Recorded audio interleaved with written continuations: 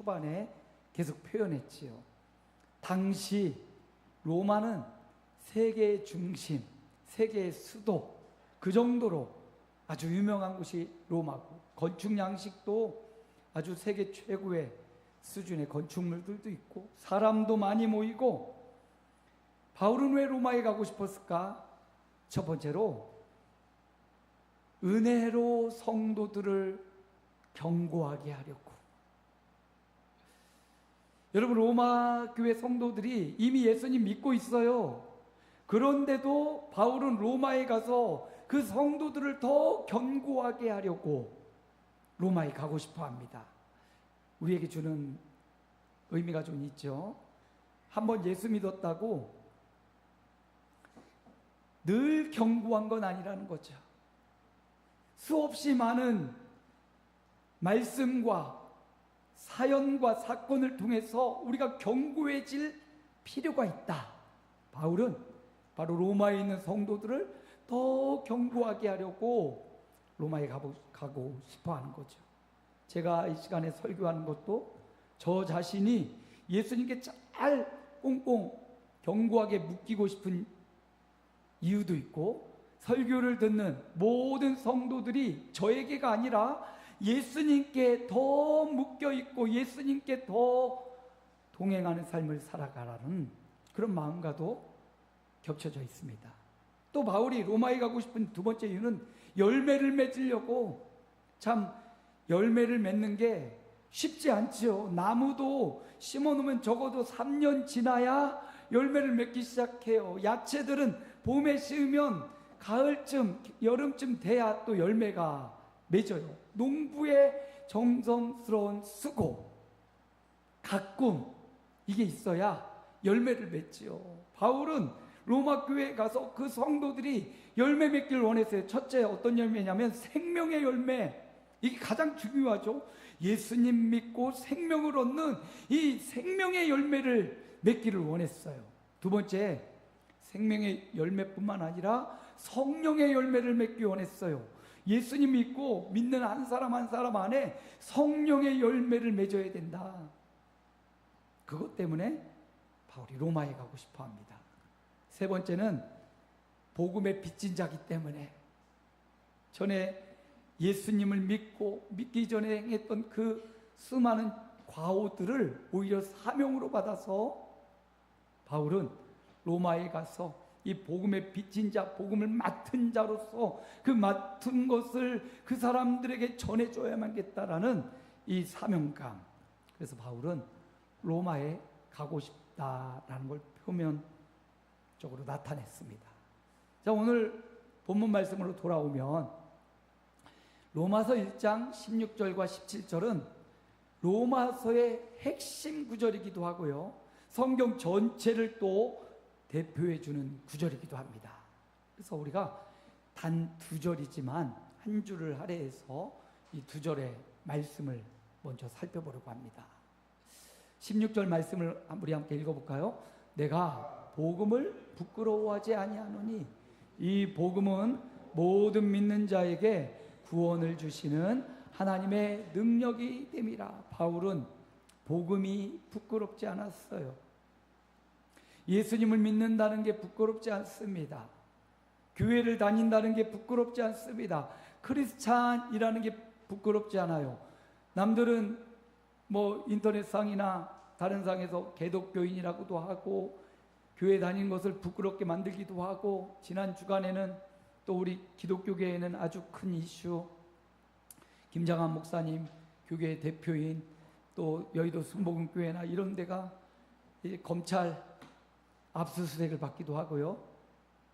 이런 사회적 여러 가지 안 좋은 영향력이 일어나는 현 시대에 살고 있어서 우리가 때로는 교회 다닌다는 게 부끄럽기도 하고 그 사람들로 인하여 영향을 받기도 하지만, 그럼에도 불구하고 바울은 고백합니다. 내가 복음을 부끄러워하지 않는다. 왜냐하면 복음은 그 사람이 아니기 때문이에요.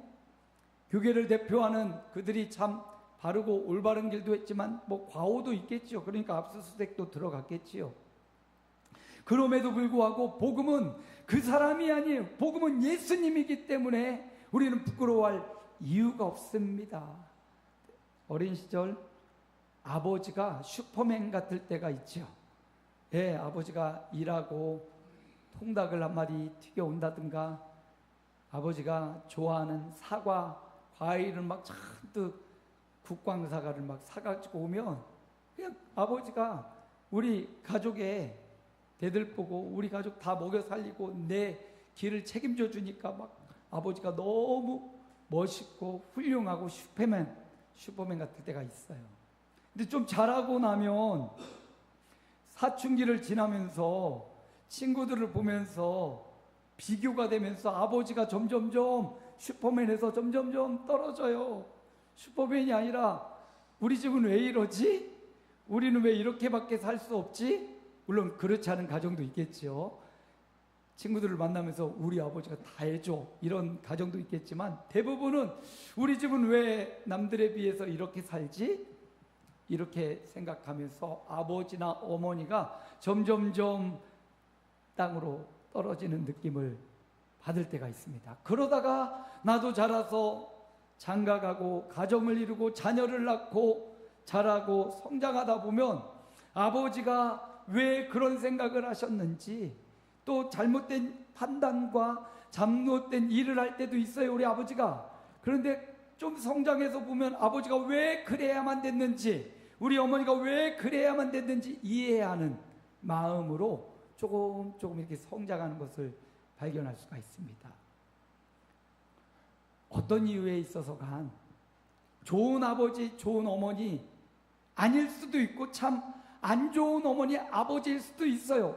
그럼에도 불구하고 성숙한 사람일수록 부모가 어떤 사람이냐, 어떤 삶을 살았느냐, 이거를 넘어서서 고마워하고요, 감사함이 남게 돼요. 왜냐하면 아무리 악하고 안 좋은 부모일지라도 그 부모가 없었다면 내가 이 땅에 태어나서 맛있는 걸 먹으면서 또는 슬퍼하면서 또 사랑하면서 미워하면서 이런 감정과 이런 생명을 누릴 수가 없잖아요.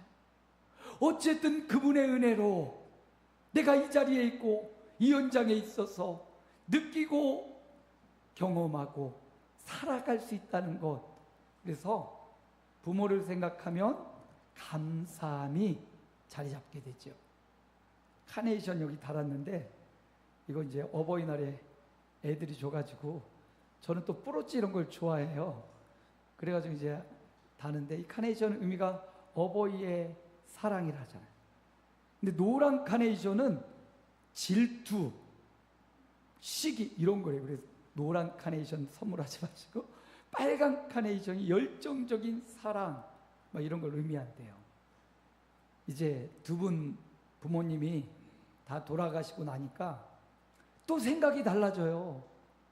그래도 만날 수 있을 때는 조금 더 아쉬움도 있고 그랬는데, 돌아가시고 나니까 이제 더 이상 그 아버지의 육성을 들을 수가 없고 어머니의 육성을 들을 수가 없어요. 그냥 우리 교회에 계신 우리 권사님들, 그냥 우리 어머니인 거예요. 우리 연로하신 우리 어르신들이 제 아버지인 거예요. 아버지의, 어머니의 친육성은 이제 들을 수가 없어요. 그러고 나니까 이제 조금 더 아버지에 대한 생각이 더 깊어진다, 부모님에 대한 생각이 더 깊어진다라는 생각을 갖게 됩니다. 여러분, 부모님의 어떤 사랑과 이 복음, 우리 하나님 아버지의 사랑이 이렇게 연결되어 있습니다. 때로 우리가 신앙생활 하다가 이렇게 아버지를 슈퍼맨이어서 더 점점점 낮아지는 그런 경험을 하듯이, 우리 하나님이 처음 믿음을 가질 때 정말 전능하신 하나님이 모든 걸 다, 내 요구를 다 들어줄 것 같고 그랬던 하나님이 어느 순간, 아니 내 뜻대로 안 되네, 내 생각대로 내 기도한 대로 잘 안 되네, 고난이 닥쳐오고 어려움이 닥쳐오네, 그럴 때 툴툴거리면서 정말 하나님이 계신 거야? 슈퍼맨 하나님이 아니라 그냥 내 생각 속의 하나님 아니야? 이럴 때가 가끔 있지요. 근데 먼저 인생을 살아보고 그 하나님을 경험한 사도 바울은 그럼에도 불구하고 인생의 고난이 오고 풍풍이 와도 그럼에도 불구하고 내가 믿는 하나님 그 복음을 내가 부끄러워하지 않는다. 왜냐하면 복음은 모든 믿는 자에게 구원을 주시는 하나님의 능력이기 때문이다. 모든 사람에게 가장 좋은 소식이다. 그래서 복음이 부끄럽지 않다. 비록 기독교계 이수가 일어나고 사람들이 기독교인들을 비난할지라도 기독교인은 그럴 수 있어요. 그러나 예수님은 그렇지 않다는 사실, 우리가 믿는 예수님은 그런 분이 아니라는 사실을 우리가 분명히 알고 믿기 때문에 예수님을 믿는데, 또 예수님을 전하는데, 예수님의 말씀을 순종하며 살아가는데 부끄럽지 않은 바울의 모습을 우리가 발견하게 됩니다. 여러분, 무엇이 부끄럽습니까? 여러분, 인생을 살면서 어떤 것이 우리를 수치스럽게 하고 우리를 부끄럽게 합니까? 우리를 부끄럽게 하는 것들이 많이 있지요. 그러나 여러분, 복음은 우리를 부끄럽게 하는 것이 아니라 우리를 자랑스럽게 하고, 우리가 찬양했잖아요. 내가 평생에 잘한 일이 있다면 예수를 믿는 것이라고, 하나님을 믿는 믿음 부르시면은 후회하심이 없다고 우리가 고백하고 찬양했잖아요. 바울은 전에 예수가 부끄러웠어요. 한심스럽고, 그래서 예수 믿는 사람을 잡고 죽이고 예수 믿는 사람들 핍박하고, 그런데 예수님을 만나고 보니까 이게 부끄러운 게 아닌 것이었어요. 자랑스러운 일이었습니다. 우리 영상을 봤잖아요. 킹 오브 킹스. 원래 영어 제목이 더 킹 오브 킹스입니다. 이번 5주간 우리 주방 방학해서 우리가 조금 주방 담당하는 분들은 좀 편해졌잖아요. 이번 여름 5주간에 숙제를 냅니다. 5주간 동안 이 킹 오브 킹스 영화를 꼭 한번 보시기 바랍니다. 이게 숙제예요. 이렇게 교회에 와서 목사님의 설교를 듣는 것도 굉장히 은혜롭지만, 아멘? 예. 그러나 또 영화관에 가서 90분, 그 영화관에 가서 예수님의 탄생부터 죽으심과 부활까지를 90분 안에 담아놨는데, 우리나라 감독이고 10년의 공을 들여가지고 미국에는 디즈니라든지 픽사라든지 유명한 애니메이션계 영화사들이 있지만 우리나라의 기술력으로 10년에 걸쳐 장성호 감독인가요? 이거 360억이 들여가지고요 이 영화를 했는데, 미국에서 북미 쪽으로 엄청나게 박스오피스 달성하고 선풍적인 인기를 끌었고, 우리도 이번 주 중에, 지난주에 개봉을 했거든요.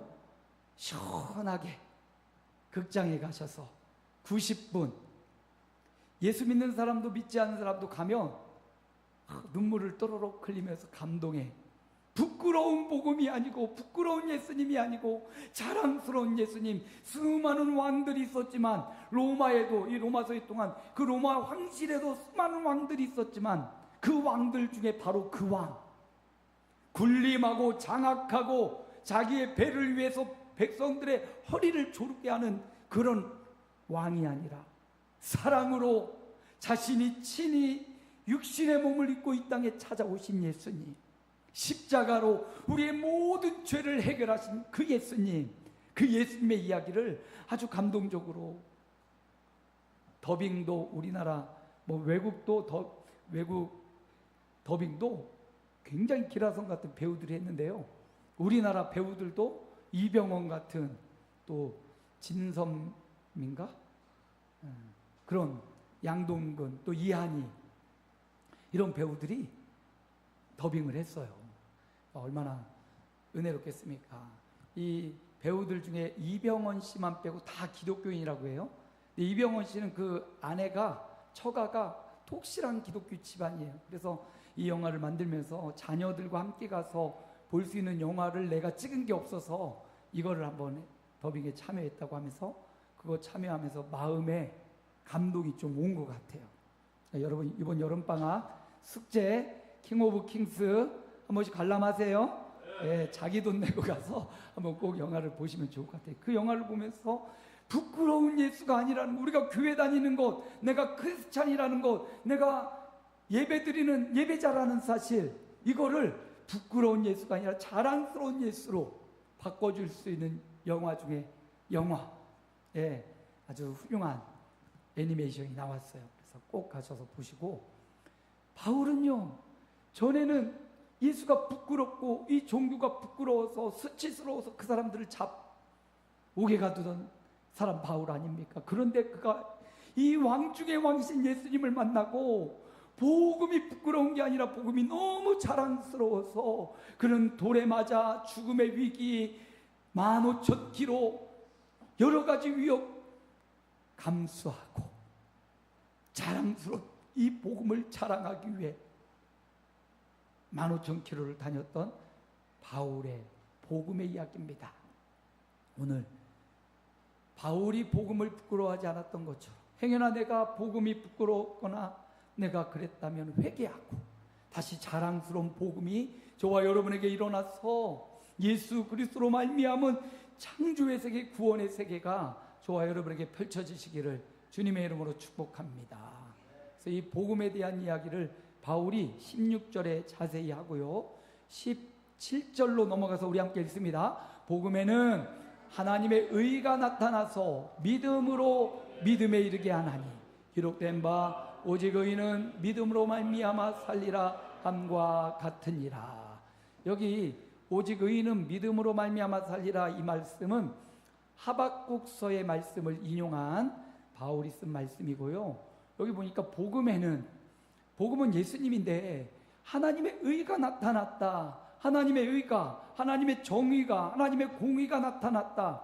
하나님의 의는요 뭡니까? 죄인은 심판받는 거예요. 의인은 구원받는 겁니다. 근데 이 하나님의 의가 우리 가운데 나타났대요. 예수님이 이 땅에 오신 겁니다. 하나님의 의는, 죄인은 뭐 하는 거예요? 심판을 받아. 이게 정의잖아요. 죄 지은 사람이 떵떵거리고 살아가는 것, 이거 의가 아니잖아요. 죄인은 심판을 받는 거예요. 의인은 상을 받는 것, 이게 하나님의 의인데, 그 하나님의 의가 이렇게 따져보니까 이 땅에 구원받고 이 땅에 영생을 얻을 자가 하나도 없는 겁니다.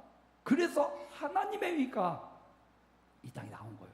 그 하나님의 의는요, 우리를, 영원한 심판의 대상인 우리를 구원할 수 있는 의예요. 예수, 대표자인 예수가 죽어서 많은 사람을 구원하는 의, 그게 하나님의 의예요. 그 하나님의 의가 우리 가운데 나타나서 믿음으로 믿음에 이르게 한다. 여기 오늘 말씀의 제목이 믿음으로 믿음에 이르게 한다라는 의미예요. 이 말씀을 가지고, 믿음으로 믿음에 이른다는 말씀을 가지고 수많은 성경을 읽어온 신학자들, 학자들, 설교가들이 이 의미가 뭘까 고민을 하고 주해를 하고 해석을 해놨거든요. 수많은 학자들이 해놨어요. 그래서 믿음으로 믿음에 이른다, 어떤 의미가 있을까? 여러분은 딱 들어보니 어떤 의미 같아요? 믿음으로 믿음에 이른다. 수많은 학자들의 의견이 있는데 저는 오늘 그들의 의견들을 압축하고 축약하고 세 가지로 딱, 몇 가지요? 세 가지만 여러분에게 소개해 주려고 합니다. 그래서 여러분이 믿음으로 믿음에 이른다는 의미가 뭘까? 여러분도 세 가지 중에 하나를 선택하면 되겠죠. 자, 그래서 믿음으로 믿음에 이른다는 의미, 바울이 그토록 우리에게 전달해 주고 싶었던 그 의미를 한번 살펴보면, 첫 번째, 로마서 1장 17절을요 현대어 성경은 이렇게 번역을 해놨어요. 함께 읽어봅니다. 이것은 처음부터 끝까지 믿음으로 성취되는 것입니다. 믿음으로 믿음에 이른다라는 의미를 첫 번째 학자들은 이렇게 해석해요. 처음부터 끝까지 믿음으로. 그래서 여기 있는 믿음이, 처음에 있는 믿음이 똑같아요. 두 번째 나온 믿음과 동일해요. 그래서 믿음이 시작이요, 믿음이 진행이요, 믿음이 마무리. 그래서 처음 하나님을 믿는 그 믿음이 지금까지 앞으로도 변함없이 유지되는 믿음, 그것을 믿음으로 믿음에 이른다, 이렇게 해석한 거예요. 그러니까 여기 있는 믿음은요, 처음부터 끝까지 변함없는 믿음이에요. 오늘 저와 여러분도 예수를 믿었어요. 그 믿음으로 구원받고 오늘 이 자리에 앉아 있습니다. 그리고 앞으로도 그 믿음으로 그대로 나아갈 줄로 믿습니다. 그래서 처음부터 진행하는 믿음, 지금 갖고 있는 이 믿음, 구원받는 이 믿음을 의미해요. 여러분, 처음 예수님을 믿고 그리고 오늘에 이르기까지, 여기까지 믿음이 있으니까 지금 예배하고 있잖아요. 믿음이 있으니까 지금 이 시간에 설교를 듣고 하나님 앞에 예배하고 있잖아요. 여기까지 오시느라 수고 많으셨습니다. 우리 앞뒤 좌우 수고 많으셨습니다. 인사 한번 해줄까요? 예, 여기까지 믿음을 갖고 또 그 믿음을 유지하며 그 믿음을 소유하고 지금 ING 진행 중인 믿음 가운데 있는 여러분 수고 많이 하셨어요. 이제 앞으로도 끝까지 이 믿음을 엇나가지 말고, 어떤 사람들은 엇나가잖아요. 대만은 세상을 사랑하여 나를 떠나갔다. 바울의 노년에 대만은 세상 사랑하여 바울을 떠나갔어요. 그런 사람이 있어요?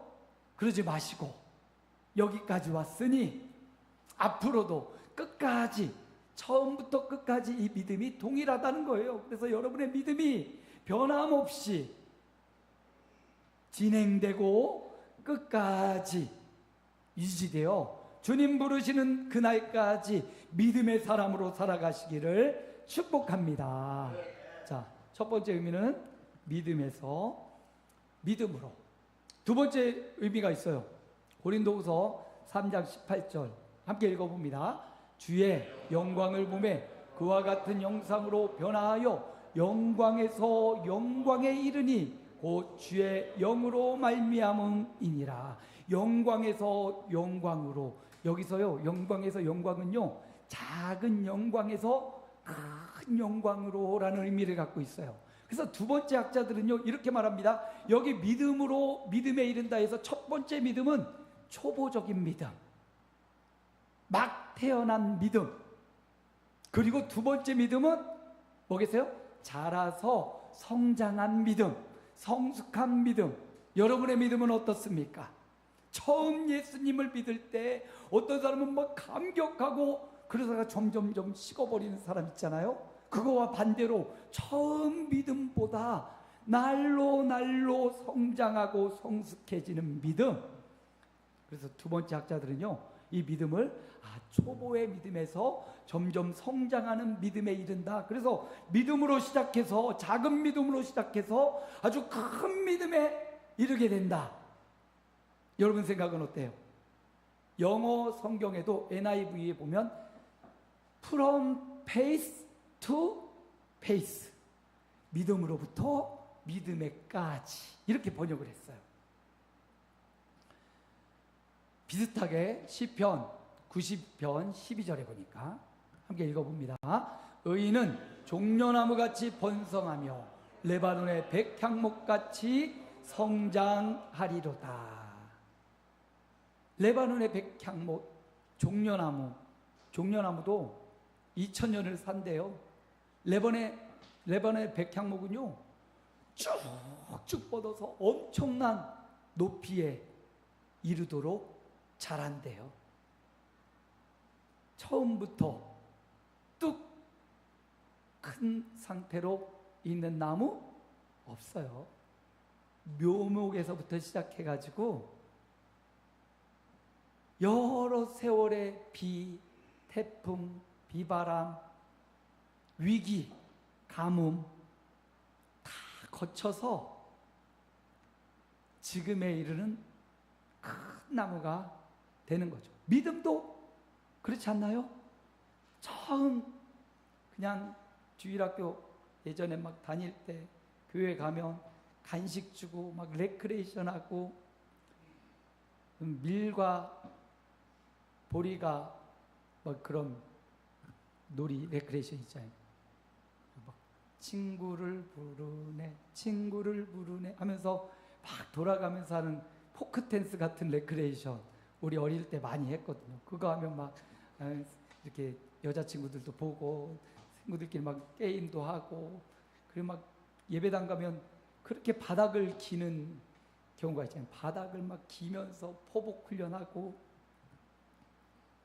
그랬던 믿음과 말씀을 묵상하고 기도하면서 거친 폭풍과 태풍을 거쳐오고, 그러면서도 믿음으로 다시 돌아오고, 포기하고 막 쓰러졌다가 다시 일어나기도 하고,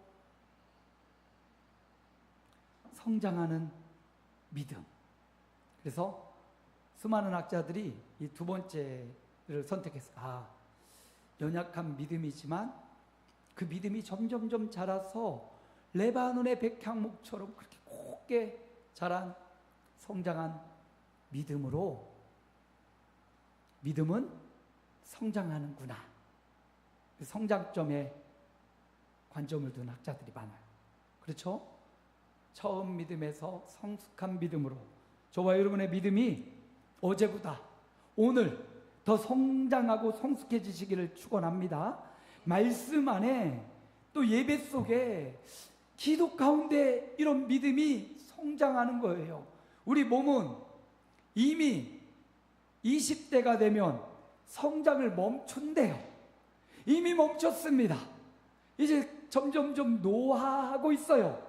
그러나 우리의 영은 늙지 않아요. 아멘. 여러분의 영은 늙지 않습니다. 멈추지 않습니다. 성장점이 멈추지 않아요. 몸은 멈췄어요. 그러나 우리의 영혼은 지속적으로 말씀으로, 지속적으로 은혜 가운데, 지속적으로 하나님 앞에 나아가 기도할 때 은혜는 우리의 영혼을 우리가 상상할 수 없을 만큼 더 자라고 성장하게 한다. 영혼의 성장점은 멈추지 않는다. 그러므로 From faith to faith, 믿음은 성장하는 거야, 이렇게 해석하는 학자들이 있고요. 마지막 세 번째, 오늘 16절 말씀입니다. 함께 읽어볼까요? 이 복음은 모든 믿는 자에게 구원을 주시는 하나님의 능력이 됨이라. 먼저는 유대인에게요, 그리고 헬라인에게로다. 세 번째 믿음, 이 부분을 어떻게 해석했냐면, 첫 번째 믿음과 두 번째 믿음을 좀 다르지만 첫 번째 믿음, 두 번째 믿음을 각 사람 이렇게 해석을 합니다. 동일한 사람에게서 일어나는 현상이 아니라 각각 다른 사람들에게 일어나는. 그래서 바울이 갖고 있던 믿음이, 그 믿음을 자랑하고 사람들에게 말하니까 또 다른 사람이 믿음을 갖게 되는 거예요. 그래서 믿음에서 나의 믿음이, 강 목사의 믿음이 우리 사모님의 믿음으로, 우리 장로님들의 믿음으로 믿음이 전파되고 전달되는 이 믿음으로 본 겁니다. 그렇죠. 유대인에게 있었던 믿음이 헬라인에게, 또 다른 사람들에게 전달되었어요. 바울에게 있던 믿음이 많은 이방인들에게 또 전달되어 믿음이 세워졌어요. 그래서 이 믿음에서, 믿음으로 믿음에 이른다는 말은 나의 믿음이 내 자녀의 믿음으로, 우리 남편과 아내 가족들의 믿음으로, 사랑하는 사람의 믿음으로, 대대손손으로 믿음이 전달되어진다라는 의미로 믿음에서 믿음에 이른다. 여러분, 세 가지 믿음에서 믿음에 이른다는 역사적으로 유명한 수많은 사람들의 성경의 해석을 오늘 우리가 살펴봤습니다. 여러분은 어떤 것 같아요? 세 가지 다시 한번 정리해주면, 첫 번째는 시작과 진행과 마무리가 오직 믿음이다. 예수 믿는 이 믿음만이 우리의 현재의 문제, 과거, 미래의 문제를 해결하는 오직 믿음이다. 똑같은 믿음이다. 두 번째는 처음 초보적인 믿음에서 이 믿음이 점점점 성숙하여 큰 믿음으로 나아가는 믿음을 의미한다. 세 번째는 타인에게 내가 갖고 있는 믿음이 나도 누군가 타인으로부터, 다른 사람으로부터 들어서 믿음을 가졌고 그 믿음을 내가 갖고 내가 또 전달하다 보니 또 다른 사람이 예수님을 믿게 되는 부흥의 역사. 여러분은 어떤 것 같아요? 1번입니까? 2번입니까? 3번입니까? 오늘 본문이 사도 바울이 의도하는 바 믿음으로 믿음에 이르게 한다는 말씀. 1번 맞는 것 같죠? 내가 처음 믿었던 그 순간부터 지금에 이르기까지 또 앞으로도 처음에는 정말 연약한 금세 말라버리거나 식어버렸던 냄비 같은 믿음이었는데 뚝배기처럼 점점 은은한 믿음으로 성장한 믿음 갖고 내 믿음이 또 다른 사람에게 전달되어 또 다른 사람이 예수 믿고 구원받는 믿음이 되었잖아요. 어떤 걸 여러분이 선택하든 자유입니다. 누구든지 믿음으로 믿음에 이르는 삶을 살아가시길 축복합니다.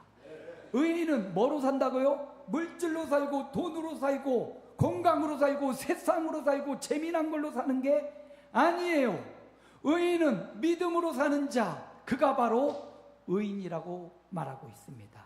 세 가지 중 어떤 걸 선택해도 우리가 선택하는 바는 믿음으로 오늘을 살아가고 믿음으로 내일을 살아가고 믿음으로 역사를 이루어내며 믿음으로 인생을 가득 채우는 자.